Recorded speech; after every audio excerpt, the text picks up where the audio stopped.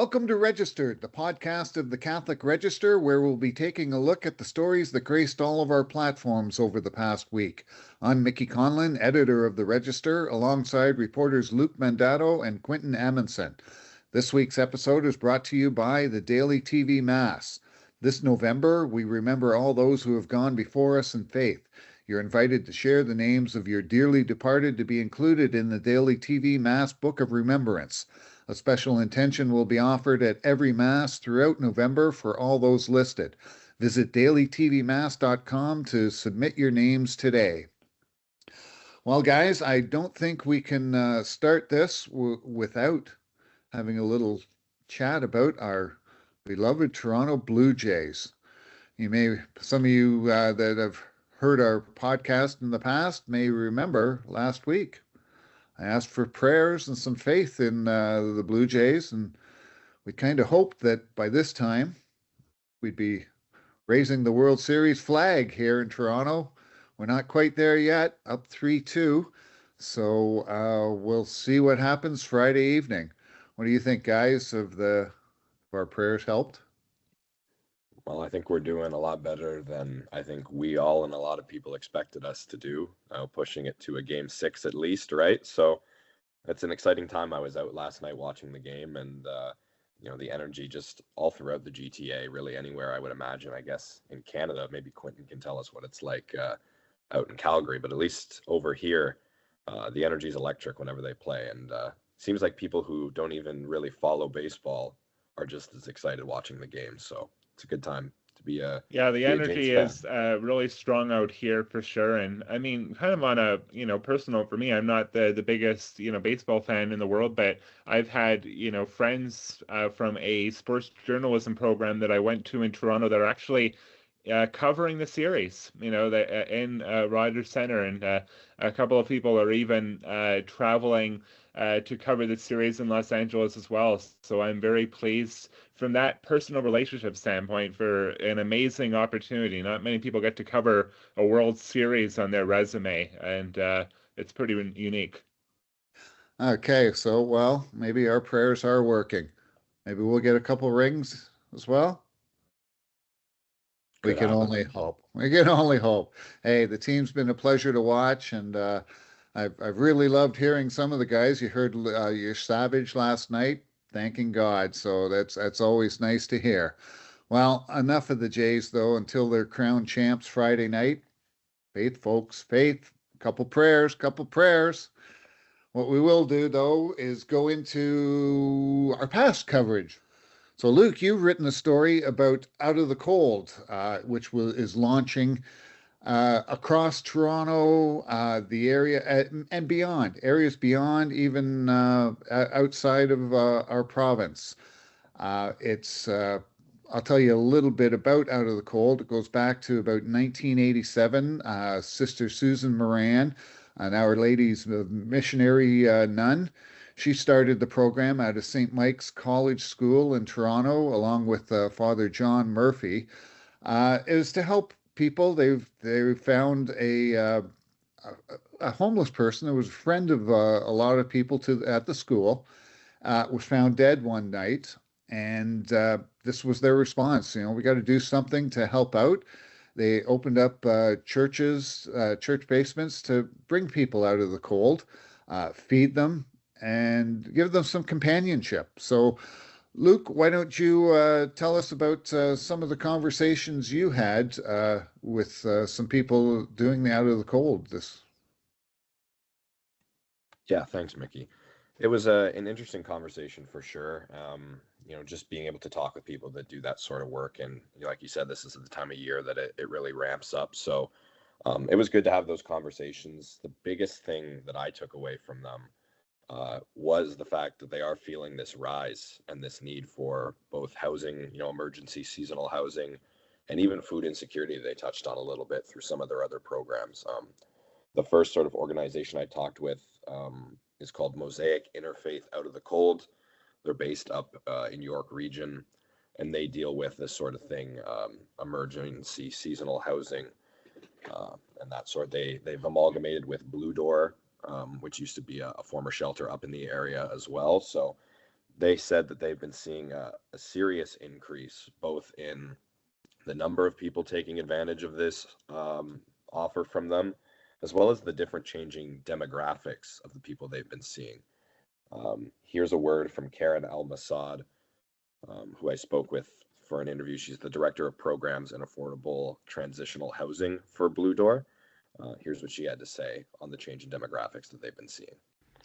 And I think we've seen, to your point, a noticeable increase in the number of individuals who are accessing our services, whether it's at Mosaic, Interfaith Out of the Cold program, or all of our other programs as well.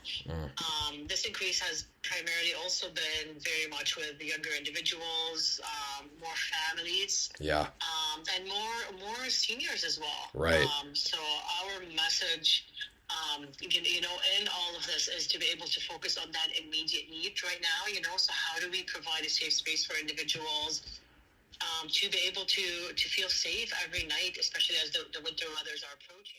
So that's what Karen had to say on that. I think the interesting thing is she said around the COVID-19 pandemic, they were serving around 30 clients nightly. Today they're serving anywhere from, I think she said 80 to 90 out of the different centers that they offer, right? So it just goes to show serious increases being seen, and they're not the only ones either. I talked to Holy Rosary Parish down in Toronto, who also offer an out of the cold program. They said, well, they're not seeing as steep of an increase. It's definitely something that around this time of year becomes a prominent thing for them, right? So they're doing some of the same thing, offering housing support, offering meals, haircuts. But the biggest thing that they said that they're seeing is people in need also of fellowship and just a place to go and connect with people if they have nowhere else to turn. I spoke with Jackie Jensen, who's been coordinating the program there at Holy Rosary for decades now. So here's what she had to say about fellowship being just as important as a hot meal or a place to stay sometimes. So we give them enough cans to do maybe another meal or two. So we pride ourselves in doing that. And then offering like the haircuts and the crafts, and a great number of our students that are volunteers and adults that really, offer fellowship to them too. They become friends. Absolutely. Yeah. Yeah, I think that's almost one of the most important things. For sure. Is that, and everybody, they live in the neighborhood, so a lot of the volunteers run into them and they become friends with them, and they look up, they make sure that they're okay when we're not doing Out of the Cold. So right. It's a real community. Like where we are situated, we have St. Mike's behind us and we have De La Salle on Avenue Road. Right. So they love to be a part of us and use us for the students so that they can get their Christian hours and their volunteer hours. So we're really tight, which I just love, and my volunteers are amazing. Yes, Holy Rosary, definitely, they've got a long history with Out of the Cold, because that's the parish that neighbors St. Mike's College School. So they've been there since day one. The thing about it, when it started, no one ever foresaw Out of the Cold being, this is almost 40 years later, still being around. They thought it was going to be a stopgap measure. Obviously, it hasn't. It's spread. Look, it's gone from Midtown Toronto up to York Region. How about out in Calgary? What kind of are there Out of the Cold programs out in Calgary?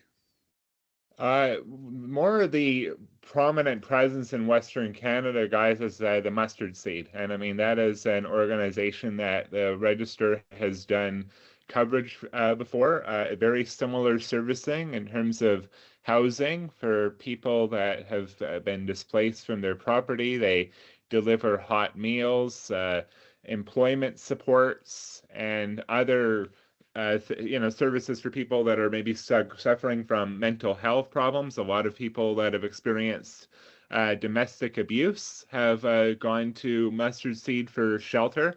And that's one thing that we're going to be getting into, is there's a lot of strain over the current economic situation on establishments such as this. Like one of their taglines for the Mustard Seed is, a $2.99 donation will allow you to pay for a meal for somebody in need.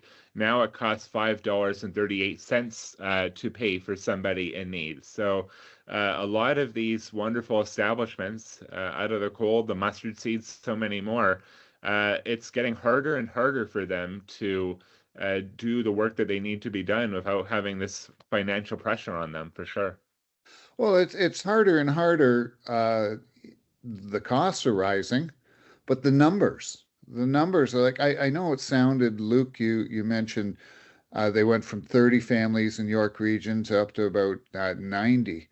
Uh, well, yeah, that's one program. We've got, I believe it's around 16 programs in Toronto alone, churches that open their doors to Out of the Cold. So, and you're even seeing smaller towns like Collingwood on Georgian Bay.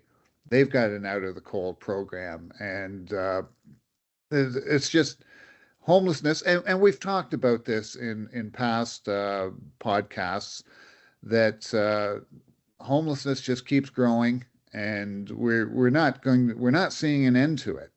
So, what do we do? I guess we could always follow the NDP and come up with some of their ideas about let's tax the grocery stores for making too much money. And what are some of the other more intelligent ideas? Well, let's have the government take over the grocery business and let them run their own stores. Well, we all know that government has a hard time tying its own shoes together. How are they going to be able to run a business?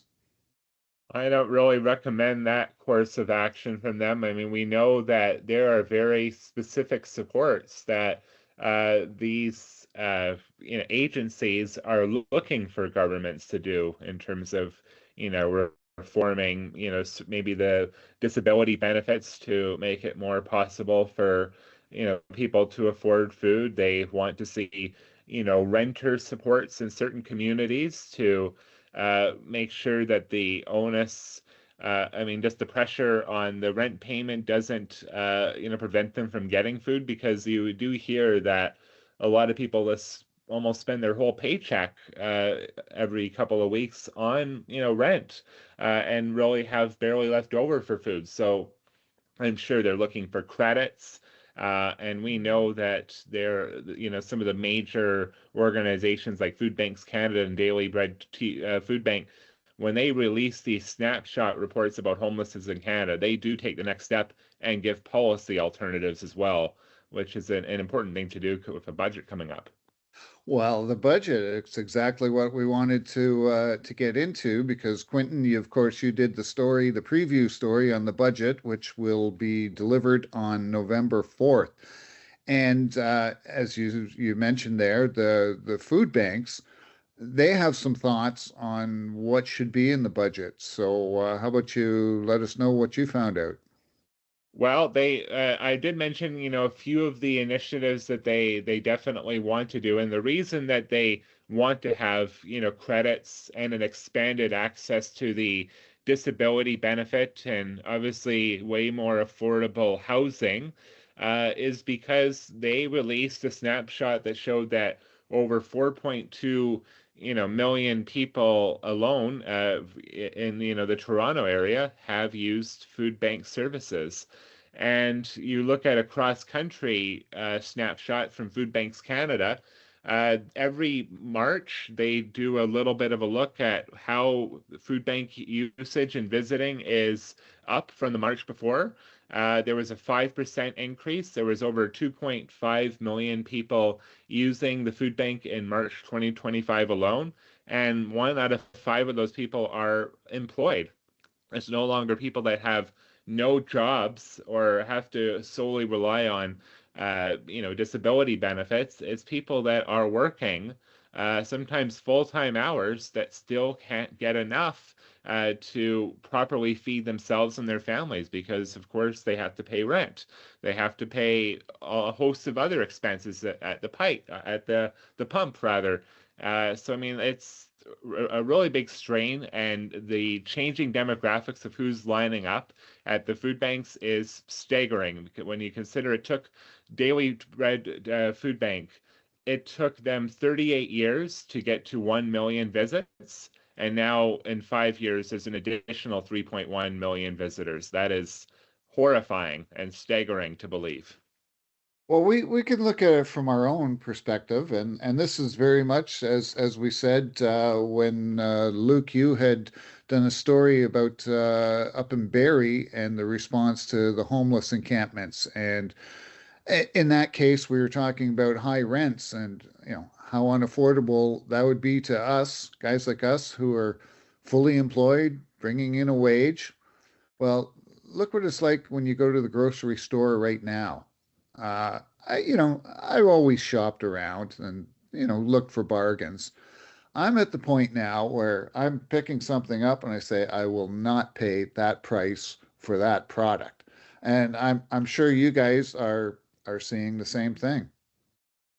Yeah, I don't think you're alone in that at all, Mickey. It's something that a lot of people are doing, and it's like you said, there's one thing to go in and look for a deal, but it feels like everywhere you go now, things are just a little bit out of control. And even for, like you said, people like us that are picking a wage up.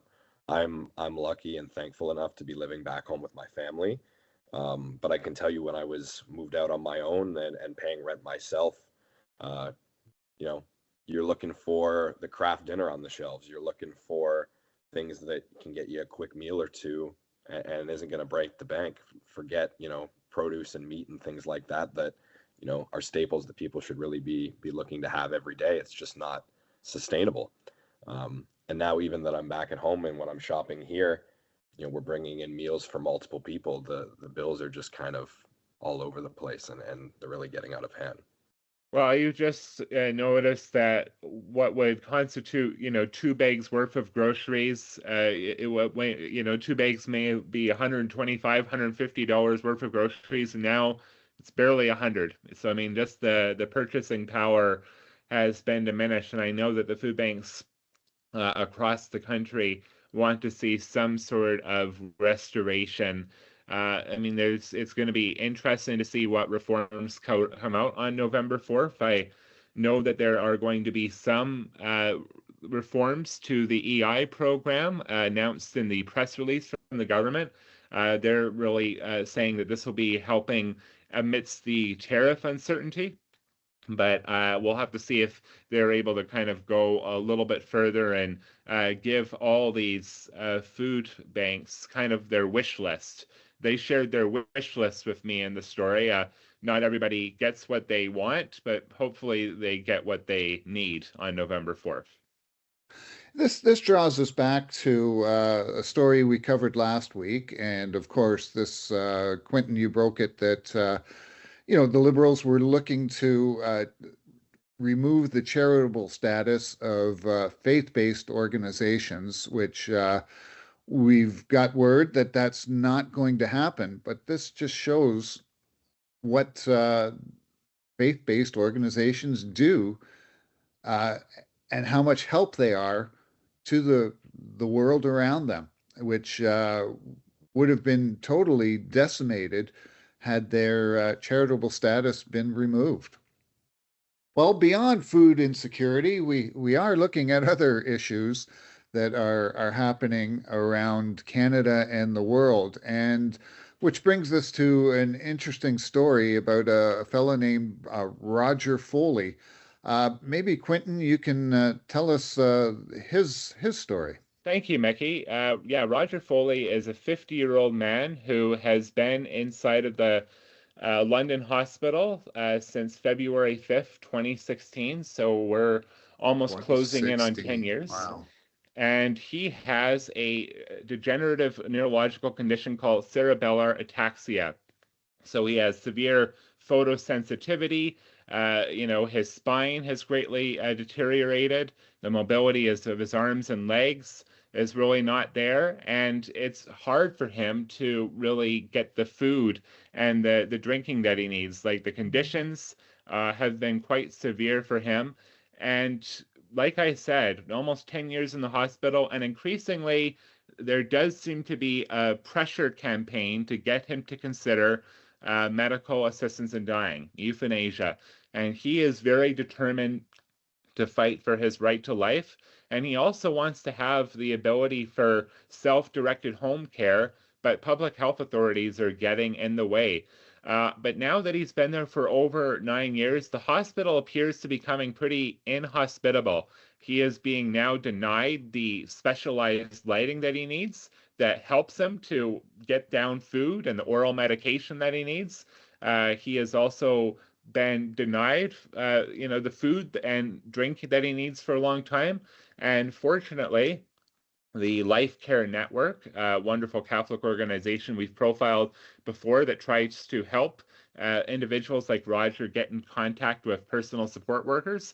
They have run a very successful GoFundMe campaign so far, almost $20,000 raised, and they've gotten a couple of these personal support workers inside of the hospital to make sure Roger is fed and medicated each day. And they want to pray for a more longer term solution that they get him out of the hospital, because right now it appears the messaging from the hospital is, well, the only way that you're going to get out is you need to have MAID. And he doesn't want to do that. And we have to really see if this wonderful initiative and this groundswell grassroots campaign is able to help Roger both in the short term and in the long term too. Well, how much money are they looking to raise for Roger?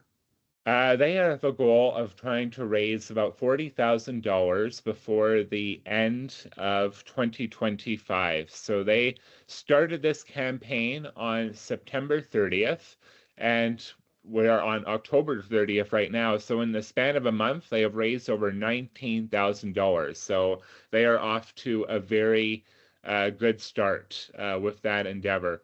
But I mean, they are making sure that the personal support workers are getting inside the hospital, but they want a longer term solution because they clearly want to get him outside of the hospital.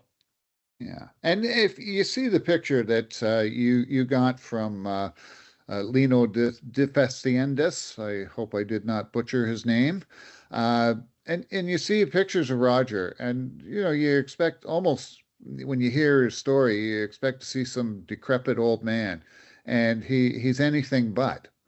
And he's vibrant. Looks like he's a vibrant man who's got a lot of life to live.